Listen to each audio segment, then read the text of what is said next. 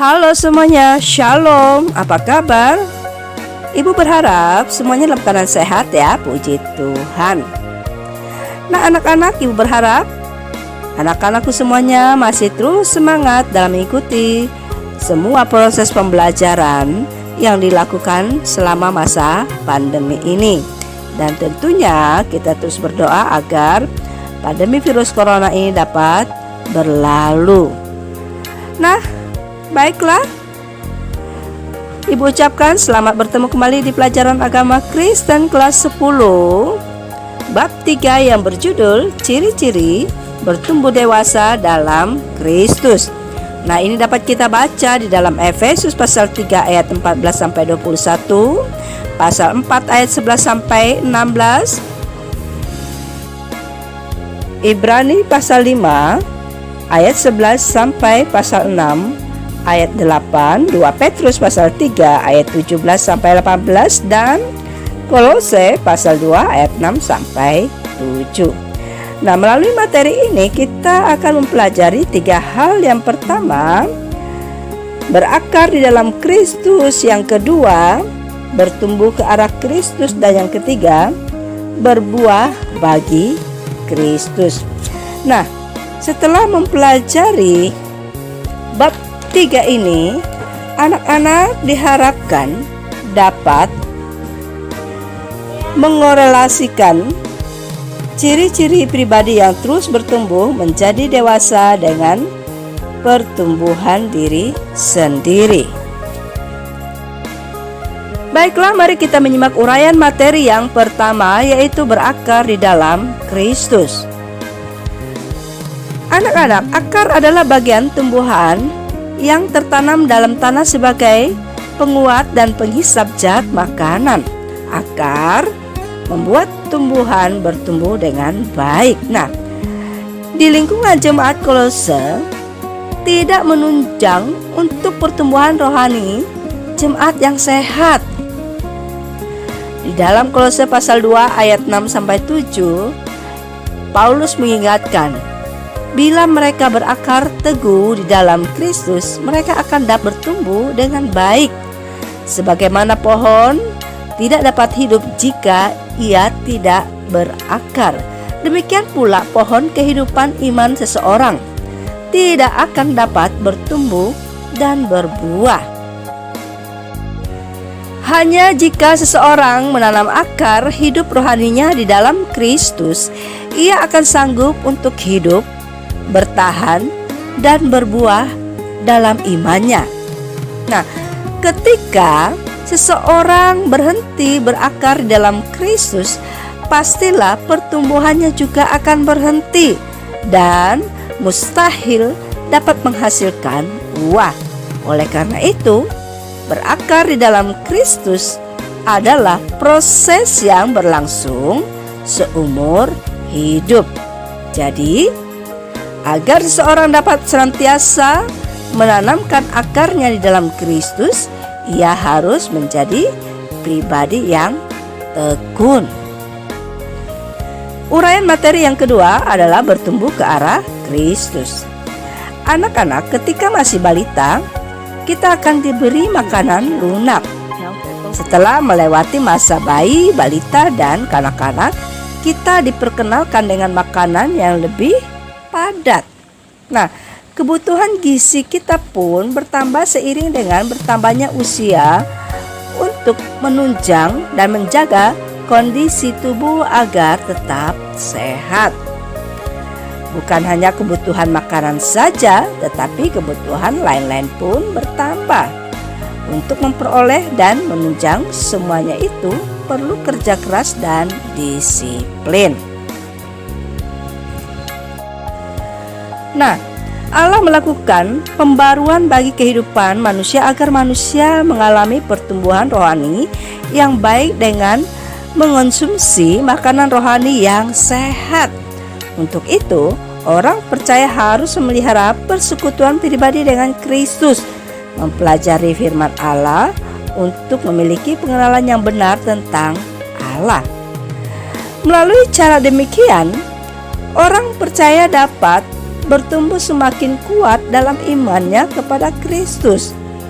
Nah, pertanyaannya, pertumbuhan bagaimanakah yang diinginkan Allah? Semua tanaman tumbuh mengarah ke datangnya cahaya matahari. Tanaman membutuhkan sinar matahari untuk fotosintesis.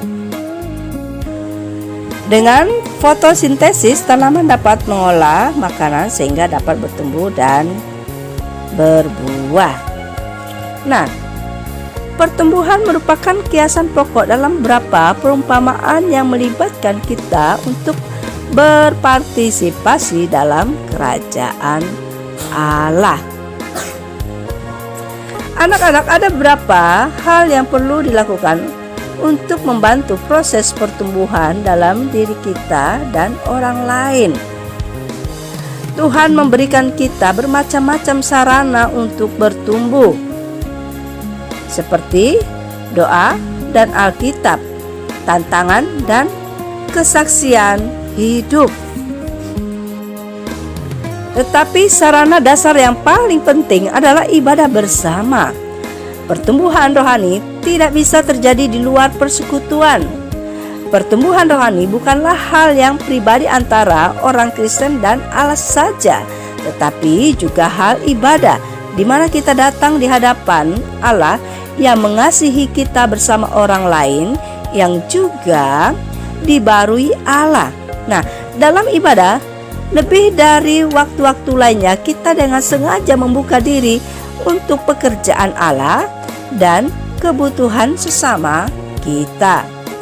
Jadi keduanya mengharuskan kita untuk tumbuh bersama, menjadi sempurna menurut gambar Kristus yang adalah Allah dan manusia bagi kita.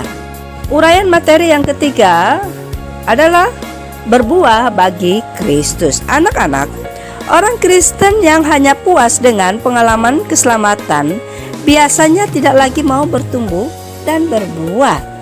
Padahal pertumbuhan seseorang dilihat dari buahnya. Secara tegas Yesus berkata, tidak mungkin pohon yang baik itu menghasilkan buah yang tidak baik, ataupun pohon yang tidak baik itu menghasilkan buah yang baik. Dan setiap pohon yang tidak menghasilkan buah yang baik pasti ditebang dan dibuang ke dalam api. Matius pasal 7 ayat 18 sampai 19. Anak-anak, sesungguhnya kita diminta bertumbuh dan berbuah.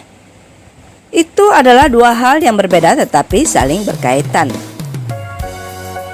Tidak mungkin ada buah kalau tidak ada pertumbuhan. Nah, pertumbuhan itu adalah proses untuk berbuah. Dalam pembaruan yang dikerjakan Allah bagi kehidupan manusia, ada bagian-bagian yang tidak benar dari diri kita yang harus dibuang. Nah, proses itu terkadang terasa begitu menyakitkan, tetapi diperlukan untuk menyelamatkan kita dari penebangan dan pelemparan ke dalam api. Di dalam Alkitab, Yesus mengingatkan kita, tinggallah di dalam aku dan aku di dalam kamu. Sama seperti ranting tidak dapat berbuah dari dirinya sendiri kalau ia tidak tinggal pada pokok anggur. Demikian juga kamu tidak dapat berbuah jikalau kamu tidak tinggal di dalam aku. Yohanes 15 ayat 4. Nah, agar kita dapat berbuah dan bertumbuh dengan baik, kita harus tetap tinggal di dalam Kristus dan Kristus di dalam kita, baik dalam kehidupan pribadi sehari-hari maupun dalam kehidupan bersama orang lain.